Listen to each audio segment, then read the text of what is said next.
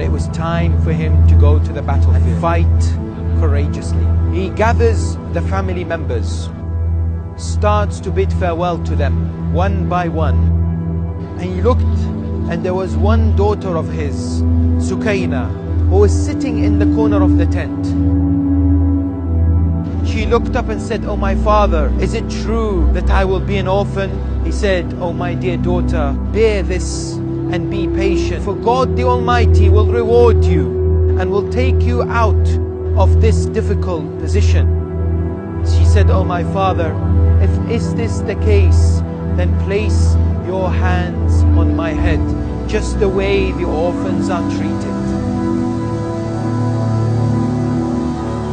Hussein ibn Ali has now bid his farewell to his family members and goes towards the battlefield.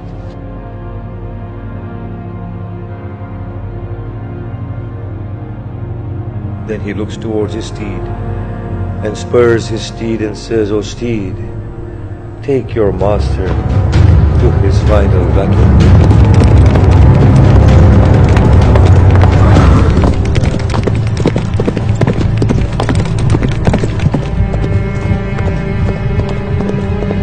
He calls out, "O godless enemies of Allah." He fights them and engages them in battle. Do you know what blood you have spilled? Do you know how you have violated the sanctity of the Messenger of Allah?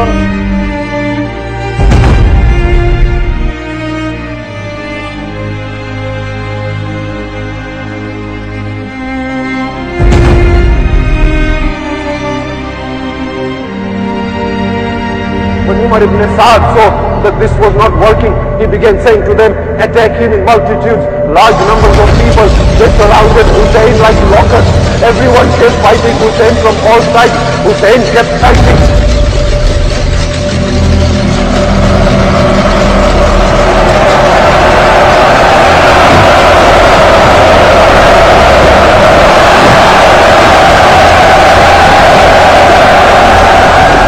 Hussein can no longer maintain himself upon the back of the steed as he begins to descend upon the earth of Karbala.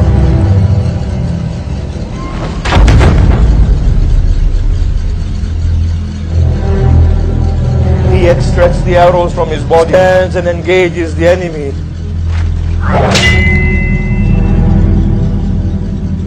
Says, "By Allah, you will never again fight one like me."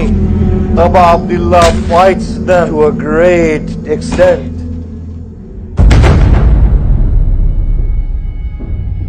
Abu Abdullah trembled as he supplicated. He said, "O Lord, endurance upon your decree, acceptance of your final command.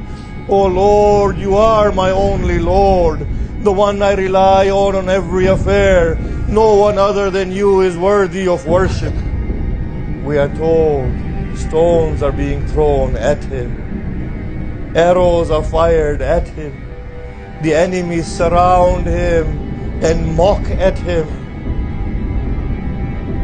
When Abu Abdullah falls to the ground, they all retreat, not knowing his fate. Abu Abdullah is still breathing.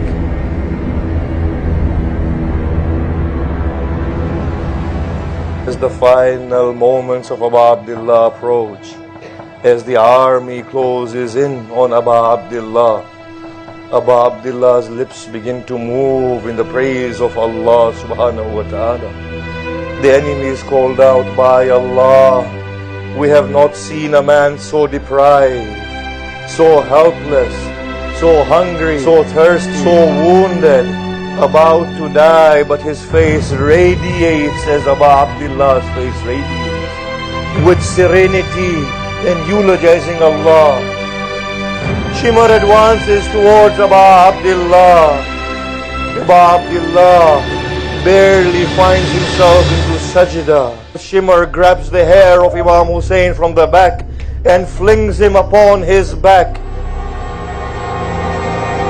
He placed his knee on the chest of Hussein.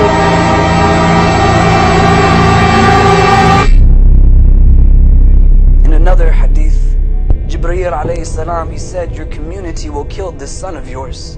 And the Prophet ﷺ replied, they will kill him while believing in me? And he said, yes.